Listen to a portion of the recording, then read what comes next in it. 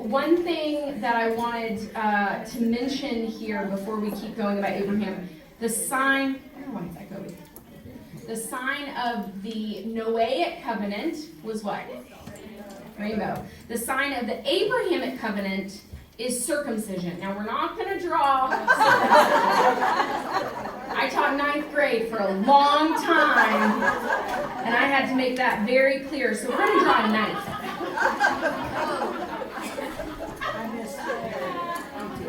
Sometimes later on, I would ask my students, what is the sign of the Abrahamic covenant? And they would say a knife.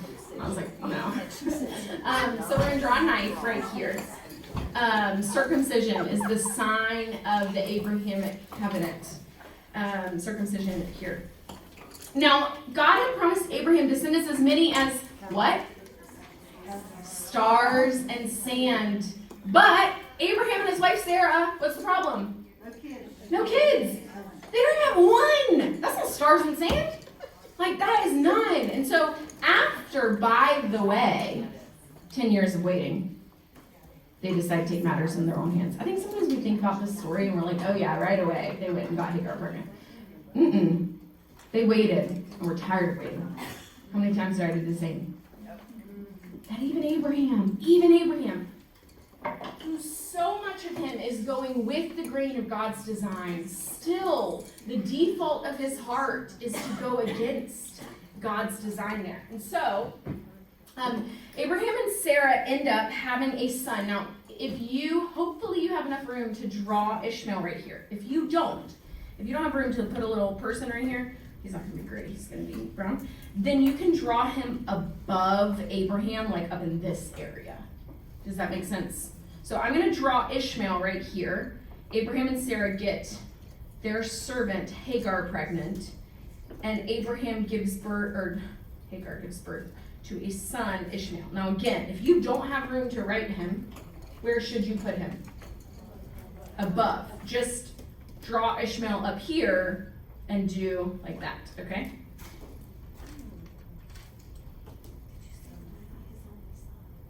Now Ishmael is not the son of the promise, but he is the ancestor of what religion? Muslims, Islam. So we're going to draw a crescent, star, and moon, symbol of Islam, to remind ourselves where Ishmael, like what that comes from. But he is not the son of the promise, so I'm going to draw a little X over his name. So I do a little X over Ishmael. He's not the son of the promise. Instead, Abraham and Sarah eventually give birth to their son, Isaac. And Isaac is the son of the promise. Isaac is kind of a lame biblical character. I mean, he's not, but we can kind of skip him a little bit. So. Isaac, all we're going to say about Isaac is that he marries Rebekah and gives birth to two sons, Esau and Jacob. And Jacob is the one who inherits the promises of God. So now, after you draw Abraham, Isaac, and Jacob, you're going to put a little circle on their feet because they are the channel through whom God is going to bring blessing to the world. So that proto-evangelion promise of the snake crusher, we are putting a circle by their feet. Now these three guys, Abraham, Isaac, and Jacob, are known as the what? The patriarchs. Now, some people include Joseph in that, and at times the Bible does. Again, it's a little bit like the Bible is not as neat as we want it to be. It's not a textbook. There's a story. And so sometimes Joseph is there. Sometimes it's just Abraham, Isaac, and Jacob. Most of the time it's just Abraham, Isaac, and Jacob. Patriarchs means fathers. They are the fathers of the Jewish religion. Jacob is a great character. That's a lot of diss on Isaac, but Jacob is a great character. And Jacob ends up marrying two sisters. Now, you're going to kind of need to draw, they end up having what I was taught to call the great baby making contest. And that's what it was. That's what they were doing right there. So we're going to draw 3 rows of 4. Let's do 3 rows of 4. Kind of make them as big as the heads of Abraham, Isaac, and Jacob, because we're going to put a couple of letters in them. So he marries Leah and Rachel and has these 12 sons. Now, we're going to write 12 sons of Jacob right here, but leave some space because we're going to talk about what they turn into in a second. So I kind of left a little space. If you just want to wait to draw, if you're like, I don't like messing up, I want to wait to draw, you can just wait. Jacob ends up having his name changed from Jacob to Israel. Let's talk about these sons. I love the sons of Jacob because I taught Old Testament for a really long time. And so I decided to make a song. Go to page 6. We're going to sing it. We're just going to sing the first verse first. So this is on page 6 of your notes.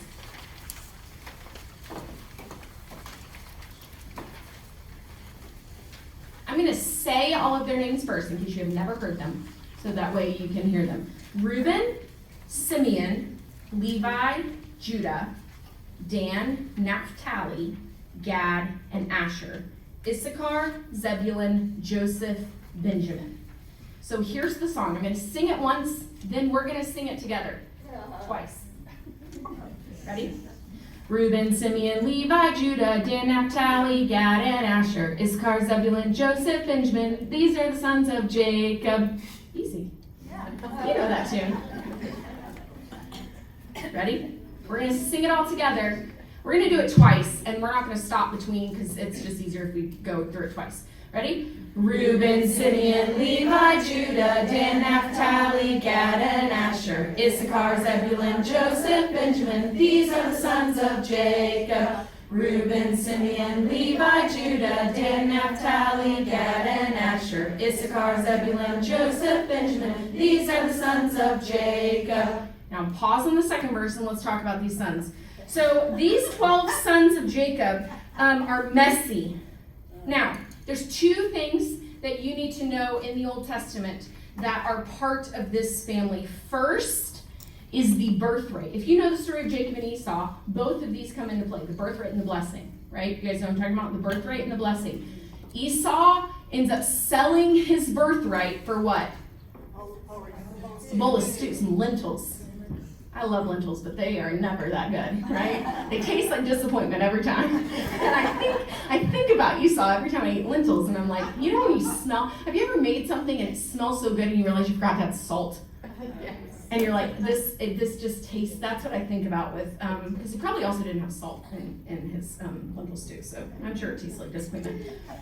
The birthright is a double amount of the family's goods. It is a physical thing. The birthright is a double portion that requires you to basically, because wealth was in land and wealth was in cattle, that was the way the family's wealth could be preserved. You had responsibility if you were the one who inherited the birthright. So the birthright is physical, the blessing is spiritual. So that's the difference between the two. The birthright is physical, and we're going to see this in a second. I'll show it to you on a map. The birthright is physical, the blessing is spiritual. Most of the time, they went to the same person, not with the sons of Jacob. So the birthright and the blessing were supposed to go to Reuben, right here. You can do an R in his name, or you can just leave it. You don't have to. Reuben slept with his stepmother, Bilhah.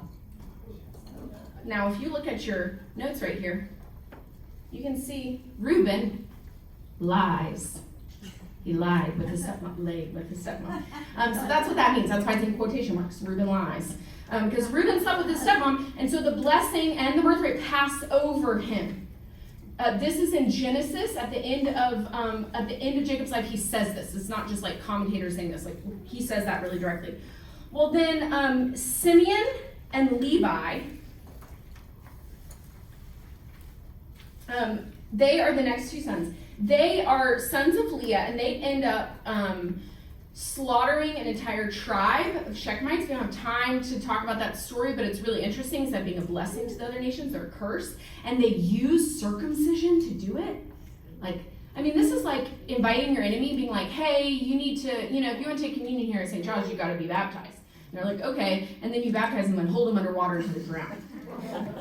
Like that, you're like, woo, that is evil. It was. So Simeon and Levi are sons of violence. And so the blessing passes over them, but there are also two other kind of consequences for them. Simeon is going to be absorbed into Judah.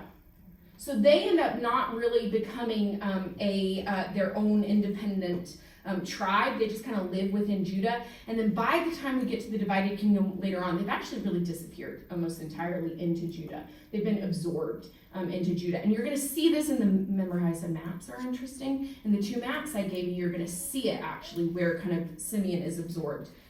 What happens to the Levites? What do they become? Priests. Well, the Levites, first of all, one of the things about this particular genocide of the Shechemites that's really terrible is they are really violent. I mean, it says you are sons of violence. They take the horses and hamstring them, cut their hamstrings and make them lame. It's really terrible and violent. What is the perfect job for violent, bloody men?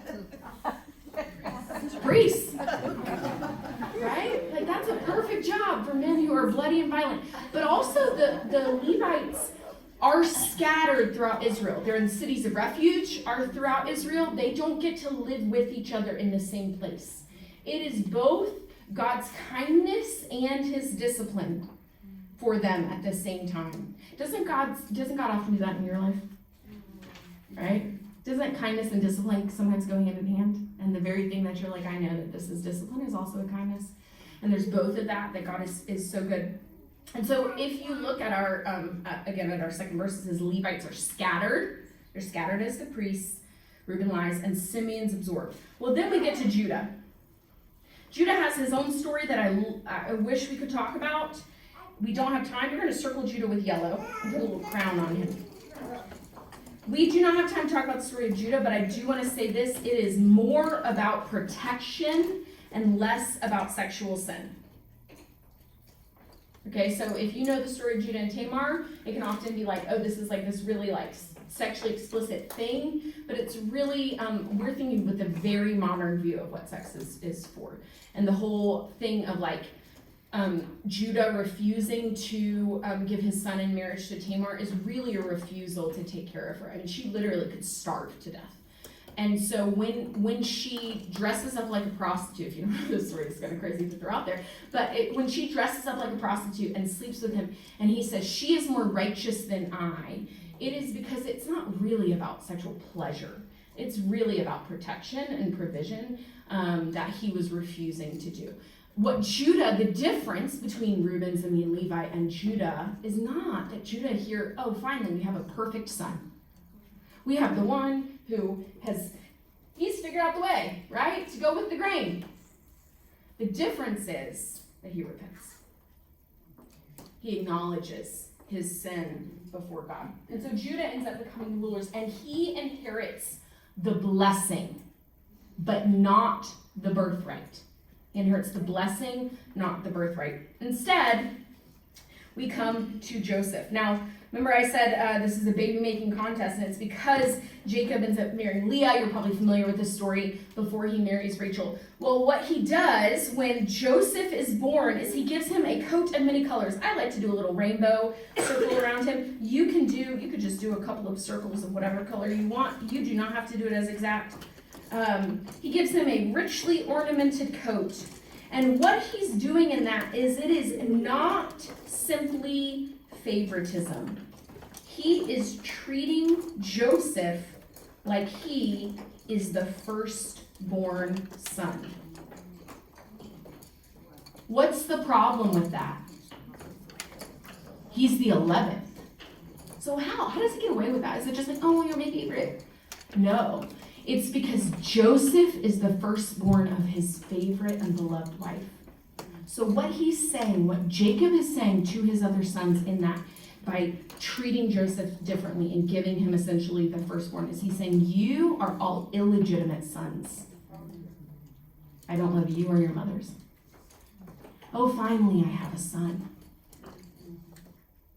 You know, we always get mad at Joseph's brothers, but I think there's a lot that we can look at them and say, man, that makes sense.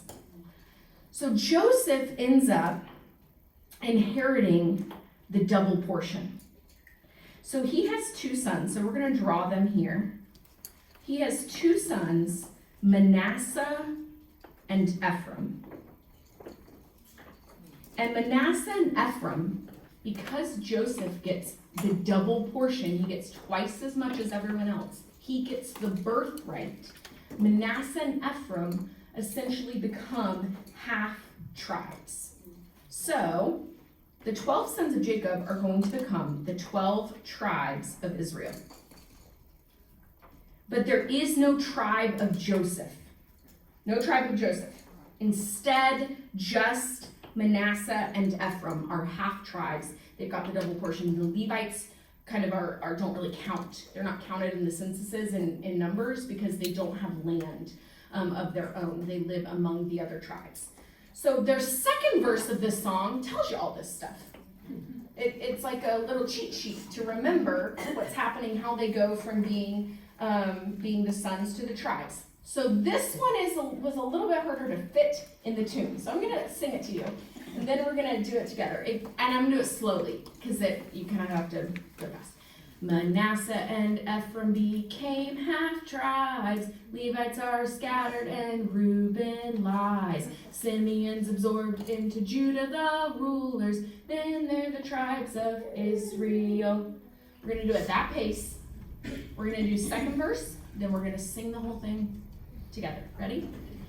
We're going to start with Manasseh and Ephraim. 3, 2, 1. Manasseh and Ephraim became half-tribes. Levites are scattered and Reuben lies. Simeon's absorbed into Judah, the rulers. Then they're the tribes of Israel. From the top. Reuben, Simeon, Levi, Judah, Dan, Naphtali, Gad, and Asher. Issachar, Zebulun, Joseph, Benjamin. These are the sons of Jacob.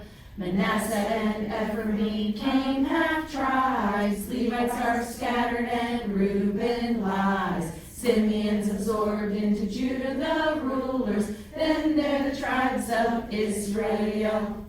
I gave you a family tree, if you have that. And then let's go ahead and look at the colored. Some of you have colored maps. Some of you have maybe a black and white map. It doesn't really matter either. What do you notice about the map?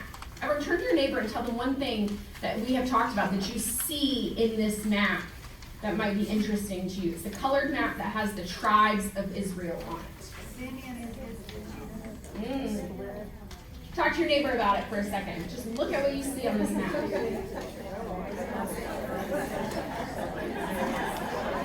And what do you not see?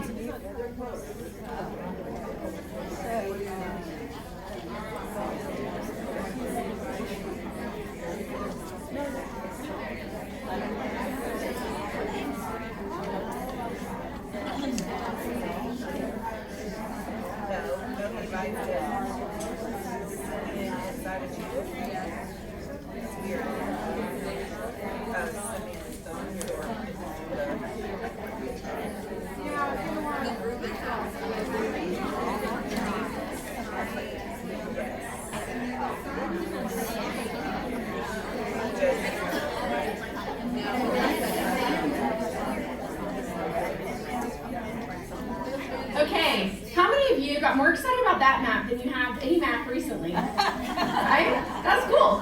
What did you see? Simeon is inside, totally inside. And the borders are not actually that exact here. What else did you notice? Manasseh is on both sides. And what do you notice about both Manasseh and Ephraim? They're large. Do you see it? How much more they have than everyone, because they got the birthright. They got the double portion. One other thing I want you to note, just for later, just a little note in there. Where, in what tribe is Jerusalem. In Benjamin. Hold that thought right there. So this right here is, we're going to get to that later on, but these guys right here are very, very important. We can spend a lot of time. They hated Joseph, so they end up selling him into slavery in Egypt. He ends up going and becoming second in command and saving all of Egypt from a famine. Well, at this point, Abraham and his family live in Canaan. They're there. God says, I'm going to give you this land that you're living in. But because of the famine, where do they have to move to? Egypt. So at the end of Genesis, 70 members of the family, so that's why I put 70 right there, 70 members of the family move to Egypt at the end of Genesis to be saved from a famine. So now 70 is not a lot. Now 12 is more than one, like more than, we're going 1, 2, 12, okay, progress there. But 70 is still not as many as stars in sand. This is not really, God is not in a hurry here. Well, over the next, and this is going to be your goal with this line, watch me draw it first, is to be less long and more kind of tall. You're going to go kind of a little bit, maybe like an inch on each side. So don't go too far over, like don't do a line like this because you'll take up too much space. So they, over the next 400 years, they end up being in Egypt, and they end up growing from 70 to, we're going to put it in light blue, 2 to 3 million people. Alfred Edersheim says Egypt was like an incubator for the Israelites. Because if they had stayed in Canaan and started to grow and grow and grow, what would have happened? They're a threat. They would have been cut off before they even started. And so God preserved this family of Abraham, of Jacob, of Israel. He preserves them and brings them there. So now we see, use your light blue, you're going to draw a dashed line, because here we see the promise of people is fulfilled. I like to do a little checkbox to remind myself that's where it's fulfilled. This is the between Genesis and Exodus. It is 400 years, approximately. It's like 300 and whatever, and then Moses is born, and then it's another 40 years before he leaves them. So this is the promise of people here is fulfilled. But the problem is, there's tons of people, but they are in slavery.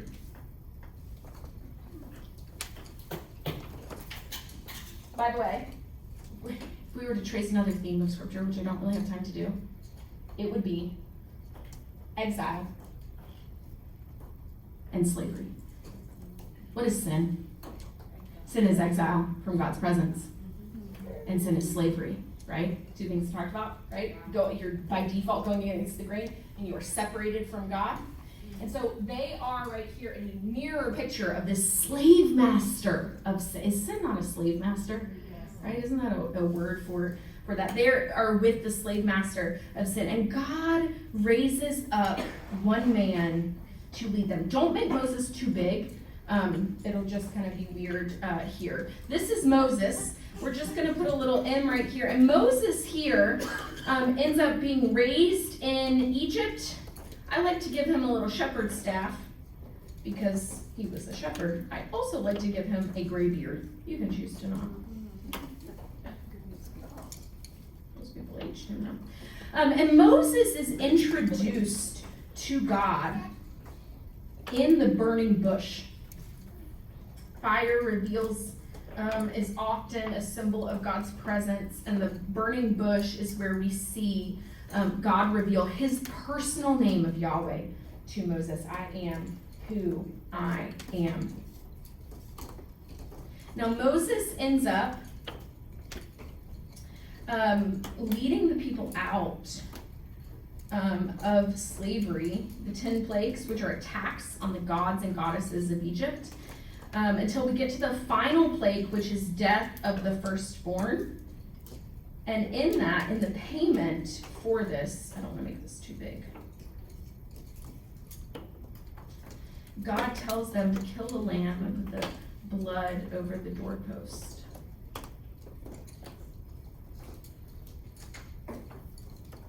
They end up going out of Egypt through the blood of the lamb and freed from slavery.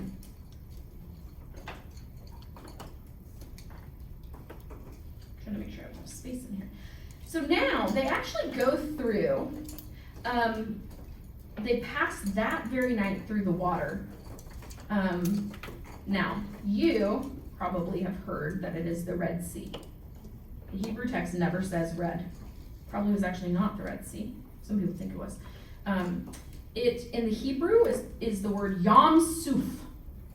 Yam Suf, which is literally translated Reed Sea. Now it's possible that the Reed Sea is the Red Sea. So you can, like, if you believe that, if that's a sticking point for your faith, then you can put it there. But they pass through the water, is the point. Still is miraculous whether it was the marshy area kind of north of the actual Red Sea or it was the Red Sea itself. There is articles I can send you if you're like, wait, I actually want to know more about this. Just come see me. I won't put those up anywhere, but just come see me and tell me you want some articles on Yam Suf. But they pass through the water and they end up going into the wilderness. Now, here's what we're going to do a little bit. We're going to backtrack our drawing so we're not taking up all this space. So we're going to kind of curve and go this way. So just know that's where we're kind of headed. So they end up, did you guys ever read Family Circus? You know Jeffy. And so we're about to do a little bit of Jeffy. So they leave Egypt. They are free. And immediately they say, God, you brought us out here. Kill us with hunger. You brought us out here to kill us with hunger. Here's what I want to tell you about that. Some of you think, if I could just see more miracles, then I believe. They saw so many. God's wrath is not enough to fix the sin problem. Seeing miracles is not enough to fix the sin problem. These people saw more than probably any generation ever. And immediately they came out and said, but you're not good. Your way is not best. They are still enslaved, even though they are free from Pharaoh. And so they are still going against the grain. And so they say, man, you brought us out here to kill us with hunger. And God is gracious to them. And he says, no, I'm going to provide you with manna. So we're going to do a little jar here. You can do it a different color if you wanted to. It's hard to draw a jar, honestly. I'm not very good at it. But you can just write manna beside it because manna was white, like coriander seed, it says. They would grind it up. God provided manna. God is good. His heart, their unbelief. I'm going to do some black hearts because they had this unbelieving hearts from then on. God is still gracious and kind. He is who he is. And so he provides them with manna. Then he leads them up to Mount Sinai.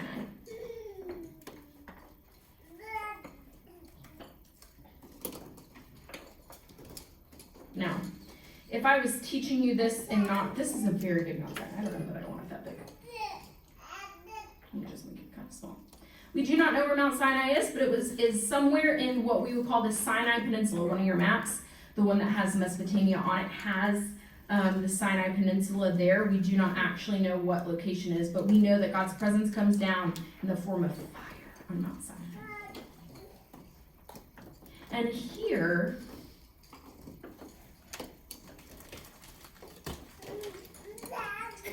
the people of Israel are formally introduced to Yahweh. They have spent how long in a polytheistic culture? 400 years. 400 years. Part of the plagues, I think we think of them as like showing for Pharaoh, but aren't they also for the people of Israel? Yeah. To show the impotence of the Egyptian gods. Because you'd be tempted, right? To be like, oh yeah, that's the way it is. Maybe it's God better, but is he the only God? And so him systematically destroying the Egyptian gods was really as much for Israel as it was for the Egyptians. So here at Mount Sinai, the people of Israel are officially introduced to Yahweh. And here we have one of the most important sections in the whole Bible. We're going to kind of do this off to the side. The spacing of this section doesn't matter as much because we've got so much here. So this is our symbol for God. And here in Exodus 19, we have our third covenant. We call this the, anyone know? Mosaic covenant. Mosaic covenant. What I want you to do is I want you to put some hearts around the M. Now this is not a covenant with Moses. Moses is the mediator of this covenant. And we call it the Mosaic covenant, but it is really a covenant with all of Israel. Go back in your notes to page 2, which is the covenant chart. So I'm going to tell you a couple things that you might not know or be familiar with. So the promise of the Mosaic covenant is this. This is what it says in Exodus 19, 3 through 5. I'm just going to read verse 4 through 5, or 4 through 6. I definitely wrote 3 through 5, and it should be 3 through 6. You yourselves have seen what I did to the Egyptians, and how I bore you on eagle's wings and brought you to myself. Now therefore, if you will indeed obey my voice and keep my covenant, you shall be my treasured possession among all peoples, for all the earth is mine, and you shall be to me a kingdom of priests and a holy nation. Now, if you got some New Testament in you, you should have heard 1 Peter 2. It's there. You hear it. Well, Peter is quoting the Mosaic covenant here. The way I put it in this chart, and this is what the Bible later on will say, is Israel will be Yahweh's treasured possession. And this is in quotes. Maybe I would underline this in your chart. I will be your God. You will be my people. If you ever read the Bible and hear that phrase anywhere in the Old Testament, you are meant to see the parallel. Like, you're meant to think Mosaic covenant, God's people. Israel is God's people. He is treating them. The other term that the Old Testament uses to this is one of adoption. You are my child. So the best way to describe this, sometimes I would tell my students, Israel is God's favorite. And they're like, what? God is favorite? Mm-hmm. Romans makes that pretty clear. But here's why I say that. If right now, those of you who are parents, right now, if you are like, there's all the kids at St. Giles here, do you love all of them? Yes. If they're at your house, are you going to feed them? Yes. Yeah, you're like, I'm going to feed you, I'm going to take care of you. Like, I don't hate you. But if you did not feed that child, right? If they're like, if you didn't buy them new clothes, would you be in trouble? That random child? Here at St. Giles? No. What if you didn't feed your own child? What if you didn't buy them clothes? Right? Your reputation, your like who you are is wrapped up in your relationship with that specific child. You will love them differently. It's not that you don't love other kids. It's that your commitment to them is unique, is above all others. That is the way the Bible describes this relationship. You are my child, Israel, my son, Israel, my daughter. And so this idea of what this covenant is saying is God, Yahweh, is saying, my entire being is wrapped up in doing you good. In doing good to you. You are mine. You are mine. That is a beautiful promise, right? Look down at the new covenant. Okay. You can just look down at the chart a little bit longer and you'll see how good that is. Now, the sign of the covenant, this is something you may not have heard. And this is not necessarily like everyone, not like people disagree with it, but as explicitly as the covenant sign, there's not as much on this. But I'm going to read you the verse that says this. I put it on there. The sign, what did I say was the sign? The Sabbath. Now, some of you are like, what? I've never heard that. How many of you never heard that? I had never heard that the Sabbath was the sign of the Mosaic covenant until I started teaching while I was reading. And this is what it says. It says in Exodus 31, verses, it's really all of 9 through 17. I don't know why I put 9 in there. 12 through 17. Clearly I was not great at my things. This is what it says. And Yahweh said to Moses, you are to speak to the people of Israel and say, above all, you shall keep my Sabbaths. For this is a sign between me and you throughout your generations, that you may know that I, Yahweh, sanctify you. You shall keep the Sabbath because it is holy for you. It is a sign forever. It is a covenant. Observe it as a covenant forever. Which it makes sense as a sign of this covenant. If Yahweh will do good to you, he will take care of you. What do you get to do? Rest. Right? Which is why violations of the Sabbath were so big. Right? That's why that's the one that, like, they get in trouble for a lot, right? You're not keeping the Sabbath because you are saying you can't be trusted to take care of me. You, God, are going to be unfaithful to your covenant. And so I've got to hustle. I've got to do it. I've got to still work because you're not going to be good. And so do you see how, like, breaking the Sabbath is an accusation of the highest degree of the character of God? Which makes more sense when you read in the Old Testament why they're like, that's such a big deal to them. So we're going to draw right here just a little box here to be like a calendar. We're going to 2, 3, 4, 5, 6 lines will make you 7 boxes. 6 lines, 7 boxes, and then put an X in the last one because Saturday was the Sabbath. And you can write Sabbath right there if you want to remember that that's important.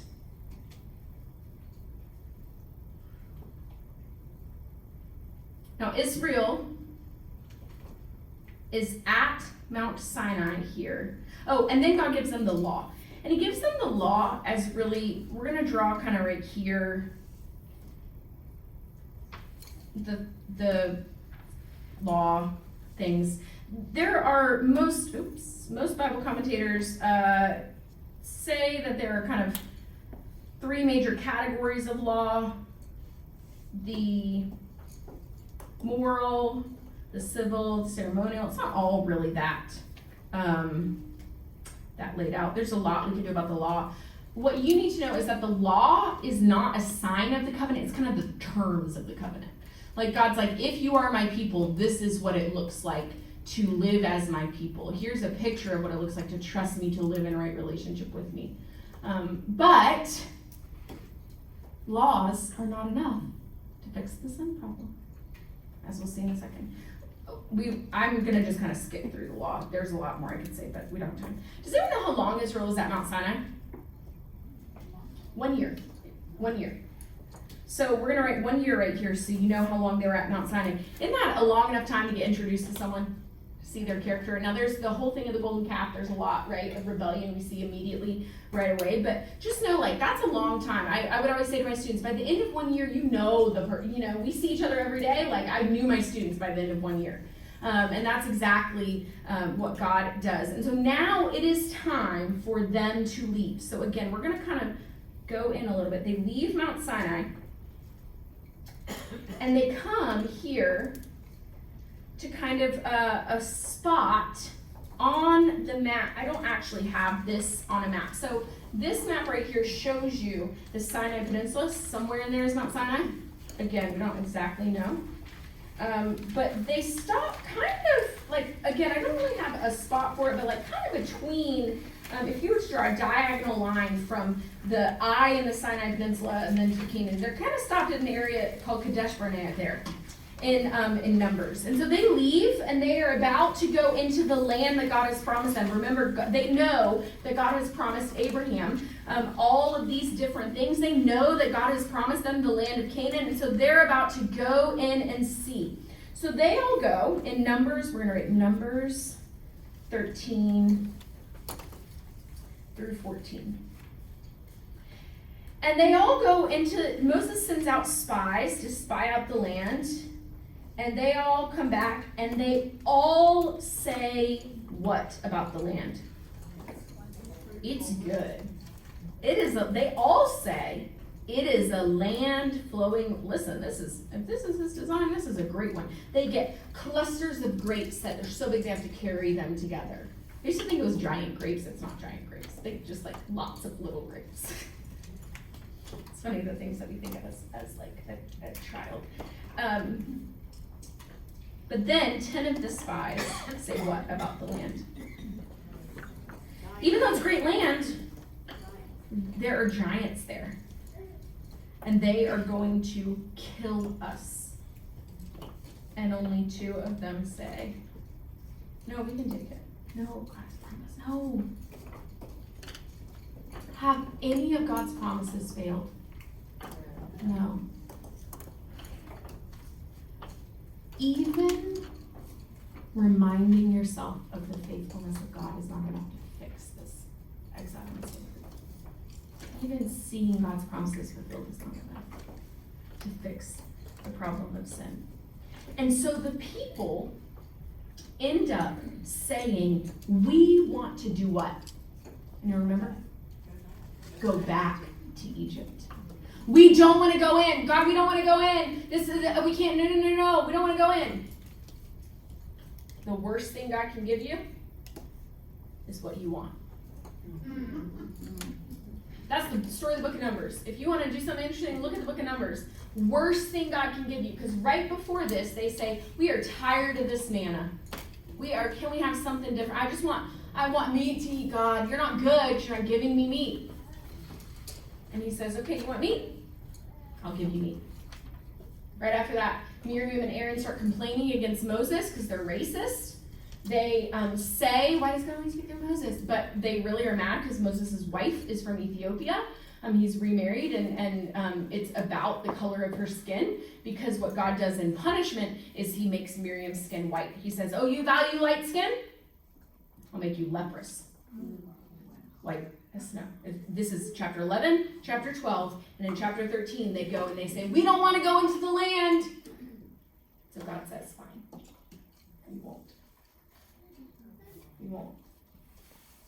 So when we think about the wanderings, don't think of it as just like these people, here's God, like, right? He is giving them the thing they asked for. We do not want to go into the land. Okay, you won't. And the thing that they were so angry about, that manna, was supposed to be for 1 year and 2-ish weeks, 3 weeks.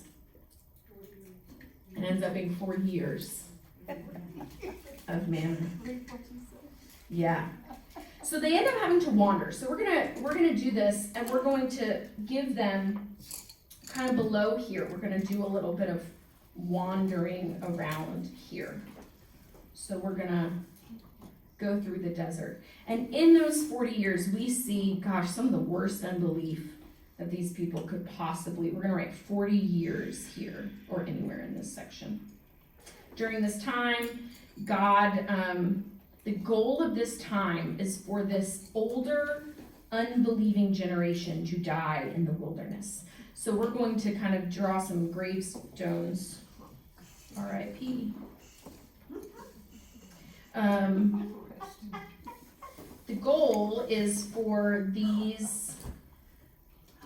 older, unbelieving generation to die off. So everyone over the age of 40 dies in the wilderness over those 20, over those 40 years, sorry. I was like, something is not right. Everyone over the age of 20. By the way, it says that they all are standing at their tents, grumbling, saying they want to go back. So if you're like, but what about the one? Sin is slavery. There's not a one. There's not some, and like, if there is, God saved them, Caleb and Joshua, right? So don't think of this as like, oh my gosh, but what about the Israelites who were faithful? They don't exist. During this time, Moses ends up hitting a rock, instead of speaking to it to get water, and so as a result, he is not able to enter the land, because God cares a lot about leadership. So that's Numbers 20. we don't have time to really talk about that, but Numbers 20, Moses ends up not being able to enter the land.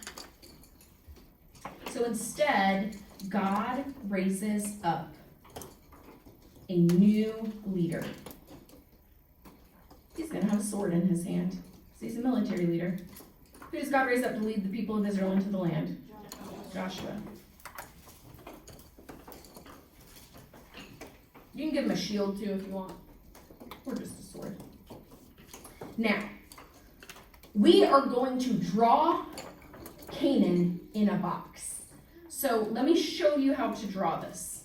So we're going to kind of do it. So let me zoom out so you can just kind of see. Here's where we're at. Everyone kind of there-ish, close enough. You're looking like it. If you are a lot farther over than me, we don't want to hit one of those happy birthday situations where the Y is real squished. You will have room. You will have room, but I'm going to tell you now, this is the place that you can kind of squish some stuff in and maybe do, don't draw this, but you could maybe put the land up here. You could maybe, or if you're like, man, I got lots of room and you want to put it here, you can. I normally put it like kind of a little diagonal, but if you don't have a lot of room, just put it straight above. Does that make sense? But I'm going to put it here. So I'm going to do a little box. I'm going to do it in green, but we're going to draw the Mediterranean Sea first. Oh, here's the Mediterranean Sea. Then we've got the Sea of Galilee, the Jordan River, and the Dead Sea. Everyone see that? It does not have to be exact. You know what it is.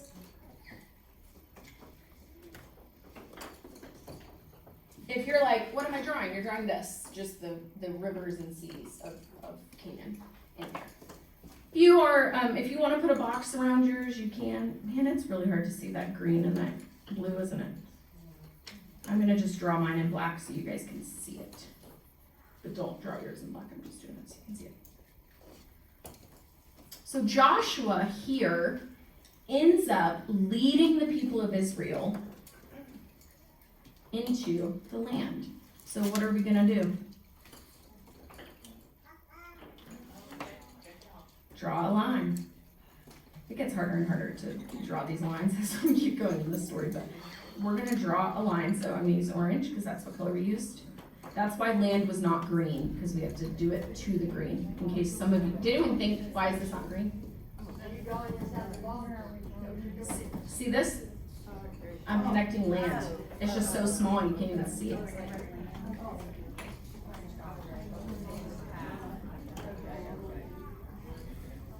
Everyone see it now?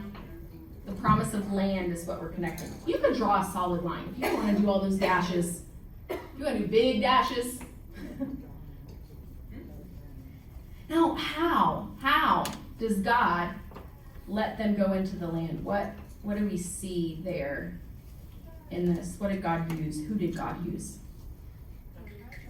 After Joshua, who's in the land already? She's a woman. Rahab. Rahab is this bright spot because here's Rahab, this picture. By the way, if you want a picture in the Old Testament of salvation, it's Rahab. Amen. What does Rahab do? Rahab hears of the destruction that's coming. She knows that Yahweh is her only hope, and she puts her trust in him, and she is saved. Man, I love Rahab. If you missed my Sunday school lesson on Is God a Moral Monster, was anyone here for that? Some of you were here in here. If you missed it, there is a recording of that. So how all these conquest narratives of Joshua going into the land, it seems really terrible. When you look at it a lot more, there's a lot more nuance to it. It's definitely worth looking into if that's an area that might be an area that you're like, I don't understand how to look at that part of scripture. We don't really have time to do that. So here we have the promise of land fulfilled. And again, God's promises are fulfilled. It's not enough to fix the separation. Isn't it enough to fix the slavery? Can't I just make a better choice? Well, the people of Israel are told at the end of Joshua to fully drive out. Now, I'm putting this right below, but again, if you put your, don't draw this. If you put yours here, you can just put it beside Joshua. Immediately after this, the people of Israel were told, hey, you're going to need to fully drive out the Canaanites. And instead of listening, they say, no, we don't want to. And God says, fine, you won't. Hear it again.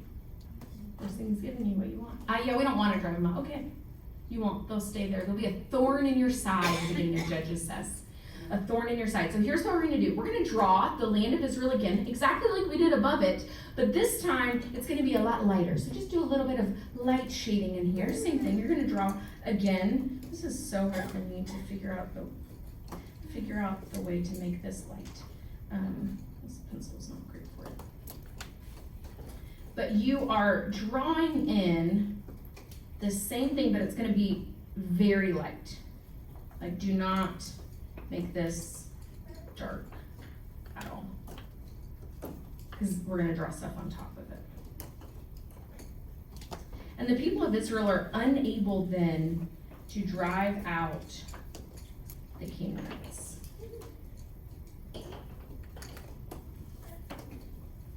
So they're in the land, there's a ton of people there, and that's what that map that I showed you is. They are really, though, at this point, a loose confederation of tribes. So they are divided, the land is divided, but they are not under single leadership here. This is the Dark Ages in the time of Israel's history, the time of the Judges. Okay. We're going to go so fast in our next hour, but right now we're going to take a quick break. It is, I'll come back to this because I know some of you need to.